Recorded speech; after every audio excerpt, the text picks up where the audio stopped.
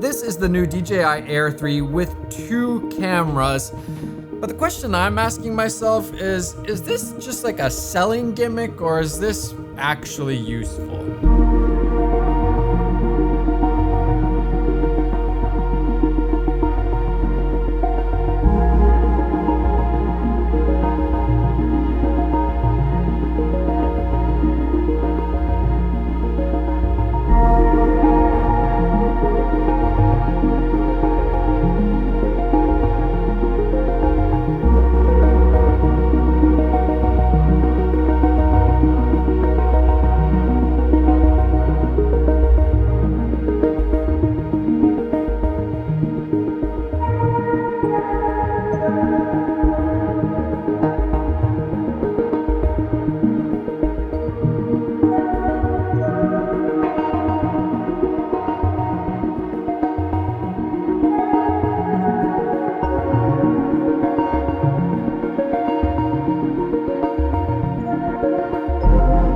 Tested out on the weekend at the cottage. It does 4K up to 100 frames per second, 1080, 200 frames per second, although it is a little bit mushy. Super nice that you get all of that on both cameras. The image looks really nice for a camera drone in this size and price range, and it was super fun and easy to fly.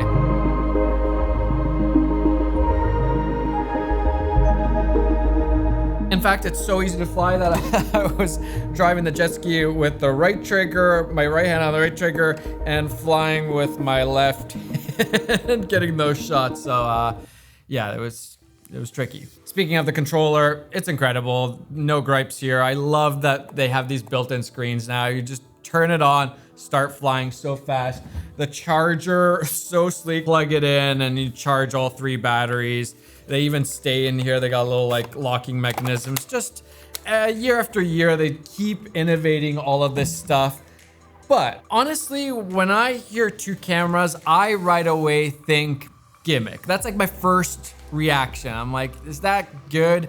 Just like a lot of like the software features in drones like this, for example, like the quick shots or whatever, I basically never even try those out because they just never seem to work in a real world setting. Of course they work and they can be fun to use, but when it comes to actually getting really good drone shots, I'm never using any of that stuff. Even the tracking, DJI has some of the best tracking, but I couldn't use the tracking because it can't track you in the water. The water messes it all up, so I couldn't even use that. And so when it comes to the real world, it just doesn't seem to work. I couldn't film myself on my electric surfboard without having somebody else film me because the tracking didn't work. In the end, I just want a drone that flies really well, has a great image, good battery life, great transmission, and those are all things that nobody else does better. Like DJI makes by far the best drones. There's really no other choice for drones. DJI is the best. Now, more cameras? Is that good or bad? You get a 24mm like we're used to, and then a 70mm zoom camera. And in some ways, it's actually bad. It's bad because maybe you could have just put one bigger sensor here, would have fit in the same spot rather than having 2. So you could have potentially had a better 24mm image, or maybe it just makes this drone cost more, so that could be bad. But it's also good because now you have the capability of zooming in 3 times. I think it's 3 times 70mm, about 3 times. And so that opens up a whole new way of flying and capturing footage with a drone, things that you weren't able to do before and you could only really do on like a big Hollywood camera. New compositions, new styles of drone shots, also new ways to crash. It's so easy. I haven't done this yet, but be very careful. It's so easy to crash a drone when you're zoomed in because you just don't see what's around you at all. So be very, very careful. But I think the biggest problem with these zoom cameras is you get this like promise of like, oh, you can use a 70mm, except it doesn't have any of the shallow depth of field of a 70mm. Basically everything is in focus. So you think like, oh, I'll get these really cool Hollywood like drone shots, except it doesn't look at all the same because everything is in focus. And one of the best things about using something like a 70mm is that background just going completely blurred out and really highlighting your subject. Here, you don't get really any of that. It's not Hollywood. I wouldn't say it's very cinematic, but it's just the first kind of iteration of getting these sorts of cameras on the drone. So it's gonna get better and better, but it's definitely not the same as having a really high-end drone on with a 70mm. It's not apples to apples. So which is it? Is it good or is it bad?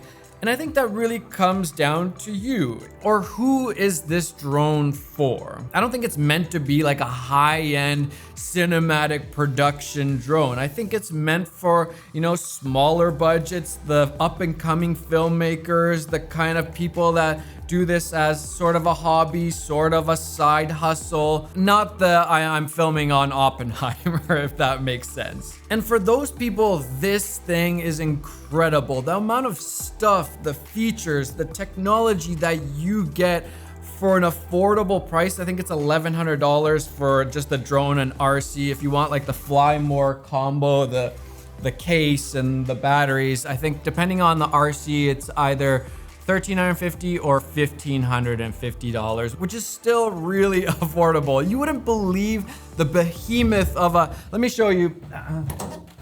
I kid you not, the first drone I bought came in a Pelican case the size of this one. It was giant and it was more expensive and it wasn't very good. And you still needed to buy a GoPro on top of it. It didn't even have the camera. Now, you could just trade this